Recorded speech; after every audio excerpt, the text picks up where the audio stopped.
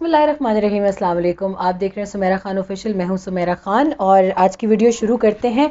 हमने JF-17 thunder के बाद से कोई दिफाई किसी अहम मौजू पर वीडियो नहीं बनाई, तो मैं सोच रही थी कि क्यों ना पाकिस्तान के मिज़ाइल सिस्टम पर बात की जाए। तो पिछले दिनों एक बहुत अच्छी खबर भी नज़र से गुजरी थी। पाकिस्तान ने एक कामयाब तजुर्बा किया, फतह-1 मिज़ाइल टेस्ट किया और उस पर पूरी कौम जो है वो बहुत खुश थी। वज़ीर आज़म, army chief general Qamar Javed Bajwa, वज़ीर आज़म इमरान खान और सदर आरिफ अलवी, इनकी जानिब से खुसूसी तौर पर तमाम तर वो टेक्नीशियन, इंजीनियर्स और वो तमाम तर अमला जो A to Z इसमें वो रहा, मसरूफ़ रहा, उन्होंने इसको कामयाब बनाया। उसके साथ साथ उन्होंने कौम को भी इस पर मुबारकबाद दी। फतह-1 क्या है? फतह-1 इंडिजिनसली डेवलप्ड है, guided multi launch rocket system है और ये वॉरहेड को 140 किलोमीटर तक ले जाने की अहलियत रखता है। और इसका कामयाब तजुर्बा बताता है कि इसके अंदर से तमाम तर खामियों को निकाल कर उसके बाद इसको टेस्ट रेंज में लेकर जाया गया और इसको टेस्ट किया गया। यहाँ पर ISPR का जो बयान था उसमें भी अगर हम देखें तो उन्होंने इसके कामयाब तजुर्बे की तस्दीक की और बताया कि फतह-1 rocket system is capable of delivering a conventional warhead up to a range of 140 kilometres, यानी जो 87 मील के लगभग ये बनता है इलाका। और 87 मील एक अच्छा खासा इलाका होता है। अभी सुनने में ये आ रहा है कि इसकी फतह-1 पे मज़ीद काम करके इसकी जो लॉन्चिंग रेंज है, जो वॉरहेड ले जाने की रेंज है, वो भी बढ़ाई जा रही है। मिलिट्री की जानिब से बताया गया, उनकी जानिब से एक स्टेटमेंट था और उन्होंने ये भी कहा कि ये जो वेपन सिस्टम है, ये पाकिस्तान की कैपेबिलिटी जो है, यानी प्रिसाइज टारगेट अपना अचीव करने की, precise target engagement deep in enemy territory, इसके अगर इसके ऊपर 87 मील का तजुर्बा कामयाब हो गया है, 140 किलोमीटर का, और मज़ीद भी काम की जा रही है रेंज बढ़ाने की, तो यकीनन ये दुश्मन की नींदें इस वक्त तक हराम कर चुका होगा। पाकिस्तान के लिए पाकिस्तान की क्योंकि मिज़ाइल्स के हवाले से, वॉरहेड ले जाने वाले मिज़ाइल्स के हवाले से एक बड़ी क्रोनोलॉजी है, उस क्रोनोलॉजी को भी हम उसको भी अभी थोड़ा सा स्टडी करेंगे और एक और वीडियो भी अगर मुझे इस पर बनानी पड़ी डिटेल्स के लिए तो वो भी बनाऊंगी। आज आपको थोड़ा सा एक इंट्रोडक्शन भी दूंगी कि पाकिस्तान में कितने मिज़ाइल हैं, सिस्टम हैं और उसमें कितनों पर काम हो चुका है, कब से काम हो रहा है और पाकिस्तान ने अपना पहला जो न्यूक्लियर जो टेस्ट किया था मिज़ाइल का, उस हवाले से भी हम कुछ तफसीलात पर रोशनी डालेंगे।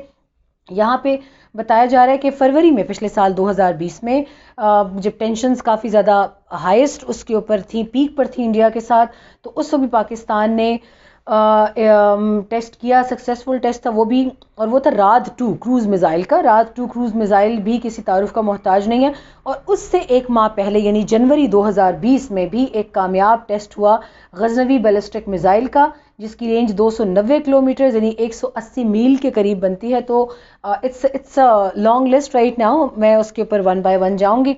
लेकिन उन साल 2020 और 21 ये बड़े जो 3 रॉकेट टेस्ट, मिज़ाइल टेस्ट ये हुए और इसमें इतला जो है वो इसमें अहम बात ये है, वो ये है कि इंडिया ने गज़नवी जो बैलिस्टिक मिज़ाइल हमने जनवरी 2020 में टेस्ट किया, उससे कुछ ही दिन पहले उन्होंने अपना submarine launched K4 ballistic missile जो था वो टेस्ट किया था और उसके कुछ दिनों के बाद पाकिस्तान ने उनको तोहफा दिया।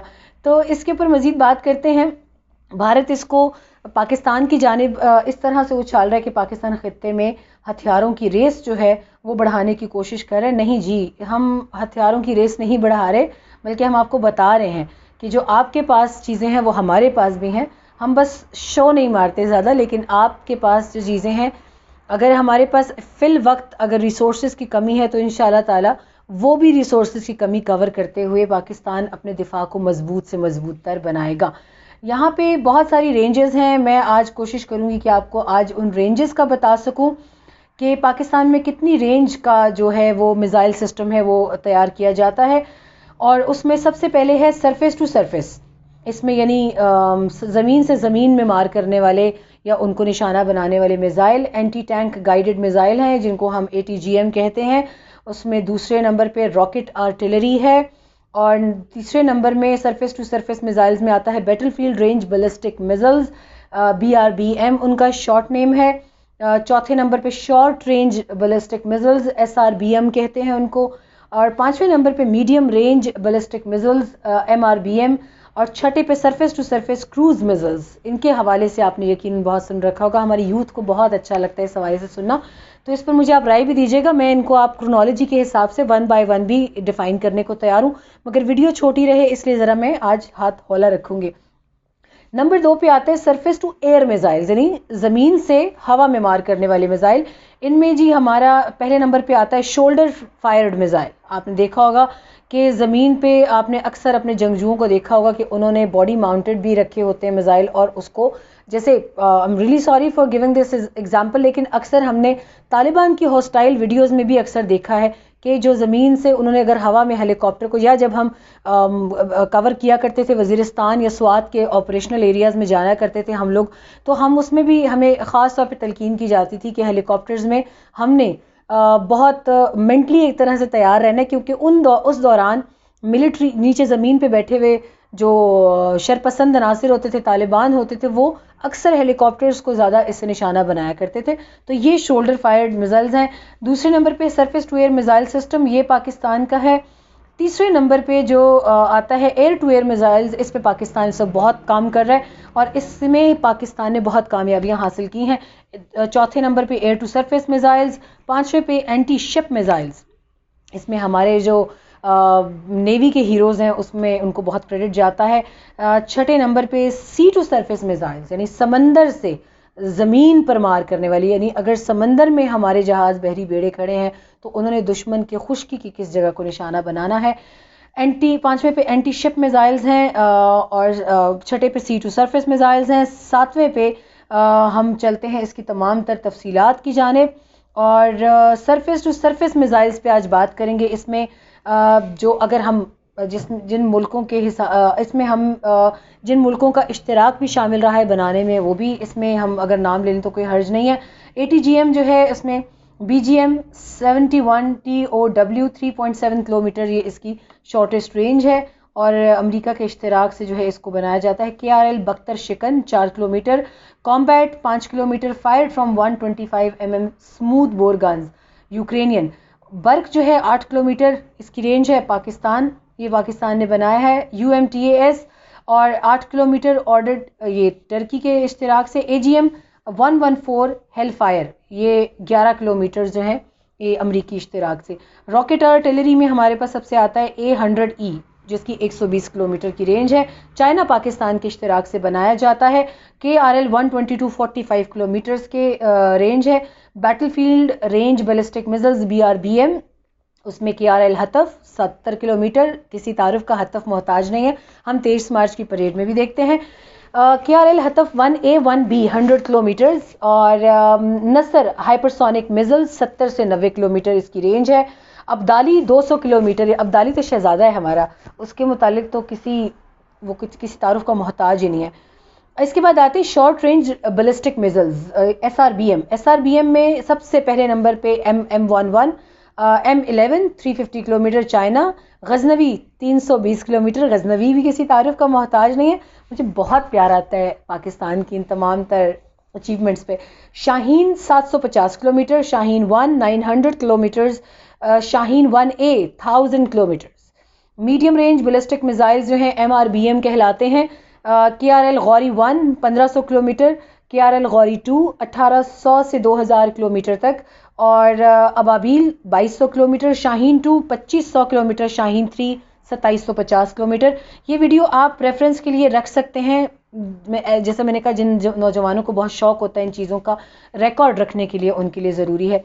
Surface to surface cruise missiles की जानिब आए Zarb 320 kilometre, Babur 1 Hatf 700 kilometre, Babur 2 Hatf 5 Babur 2 Hatf 750 kilometre और Harbah 750 kilometre.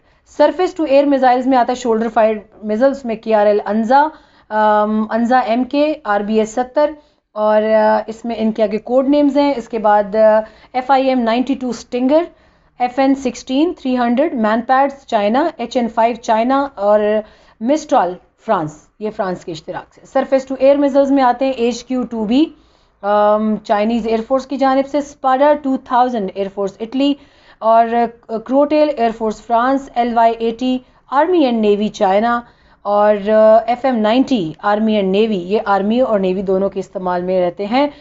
LY-60N navy China, RIM-66 SM-2, RIM-116 CRAM, Simbad RC, sea cat के मुतालिक मैंने सुन रखा है कि बहुत खूबसूरत चीज़ है। Navy UK. Air to air missiles में आते हैं AIM-9 USA, AIM-120C, PL-5E, PL-9C, SD-10A, PL-15 और R Darter, Magic R-550। Air to surface missile में सबसे पहले बख्तर शिकन air launched variant, Barq laser guided missile राद-1, जिसका अभी हमने जिक्र किया कि राद-1 जो है उसका पिछले साल एक तजर्बा किया गया।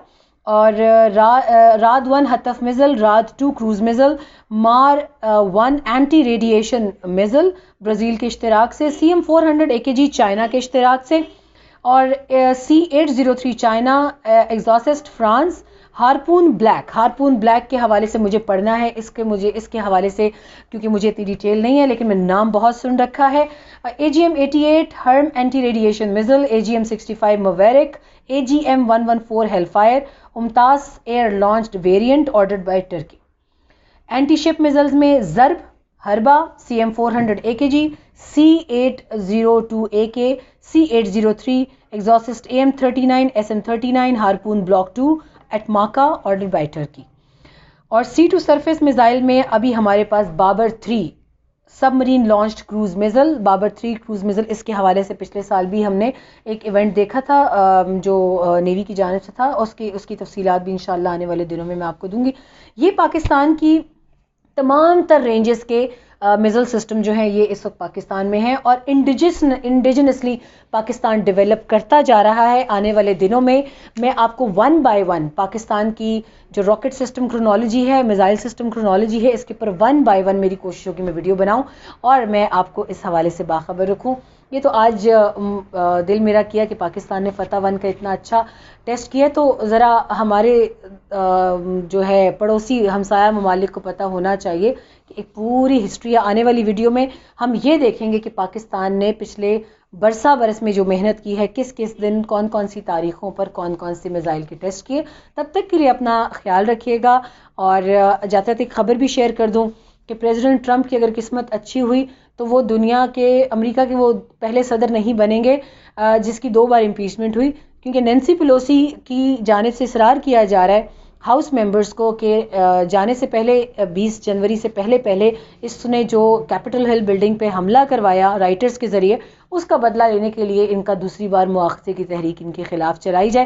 ट्विटर से तो वैसे ही हाथ धो बैठे हैं, तो अगर इनका मुआख़ज़ा हो गया और इनको हटना पड़ा काबीना के ज़रिए ही और हाउस मेंबर्स के ज़रिए, तो ये रिपब्लिकन्स के लिए भी बहुत शर्म का बाइस होगा। अपना ख्याल रखिएगा, कल दोबारा आपसे मुलाकात होगी इंशाल्लाह किसी और अच्छी चीज़ के साथ, किसी और अच्छी खबर के साथ, और मुझे अपनी राय से आगाह रखिएगा। अल्लाह हाफ़िज़।